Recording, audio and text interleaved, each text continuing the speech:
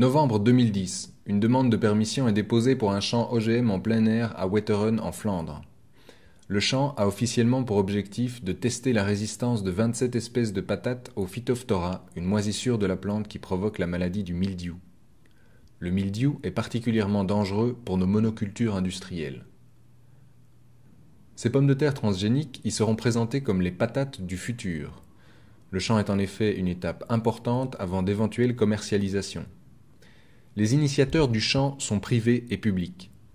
L'université et la Haute École de Gand, qui propose notamment des études en biotechnologie agricole.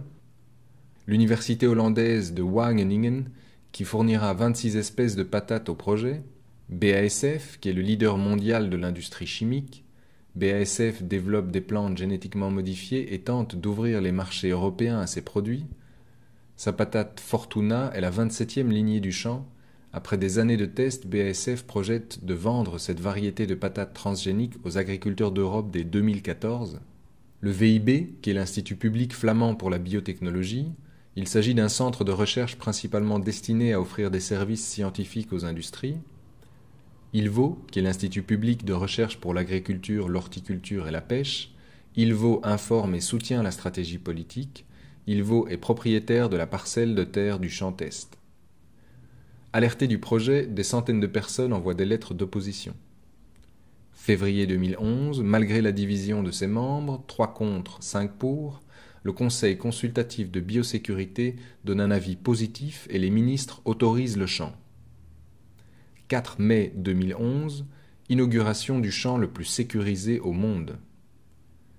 Des organisations environnementales et agricoles déclarent ce champ indésiré et inutile. Plus tard, ce champ sera même déclaré illégal lors d'un procès engagé par Greenpeace. 29 mai 2011, des centaines de militants arrivent au champ.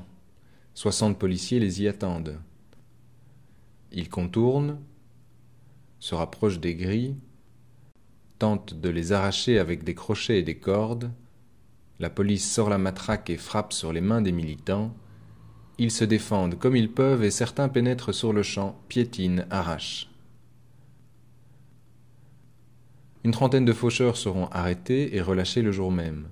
11 d'entre eux seront par la suite inculpés au tribunal correctionnel de Dendermonde. La plupart des médias présents, ainsi que de nombreux militants pro-OGM, parlent d'un acte de vandalisme envers la science.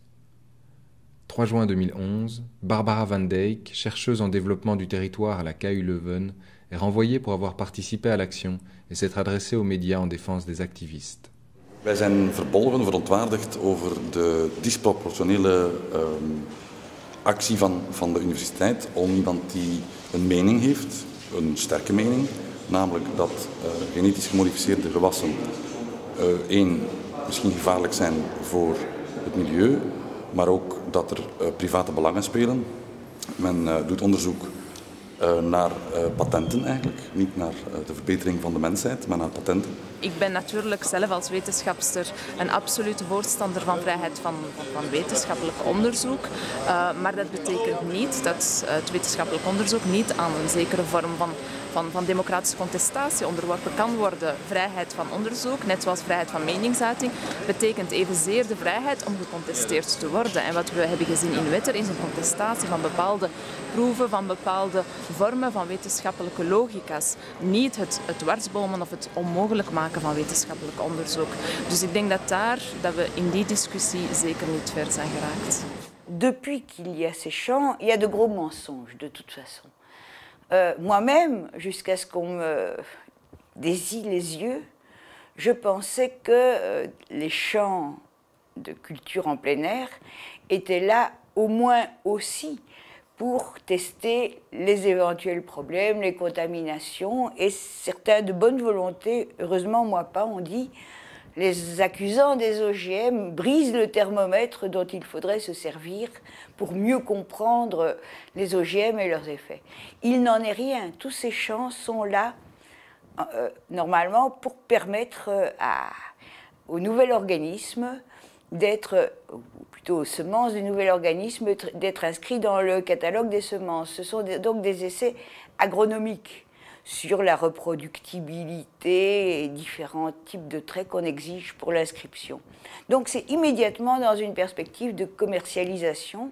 Les activistes qui ont fait un dossier formidable ont montré que ça ne pouvait même pas servir à ce type de vérification, certification agronomique. C'était pas fait sur un mode tel que c'est en quelconque sens, sauf peut-être la promotion en Flandre des pommes de terre génétiquement modifiées. On amenait des cars entiers de paysans néerlandophones pour voir la patate de l'avenir. Donc c'était tout simplement une opération de propagande coproduite par des universitaires, l'université de Gand et donc BASF. Et là, on est vraiment à la situation limite, parce qu'à ce moment-là, le terme science sert à recouvrir, à protéger, à bénir, même pas une certification agronomique, finalement l'agronomie est une science, mais une pure et simple opération de propagande.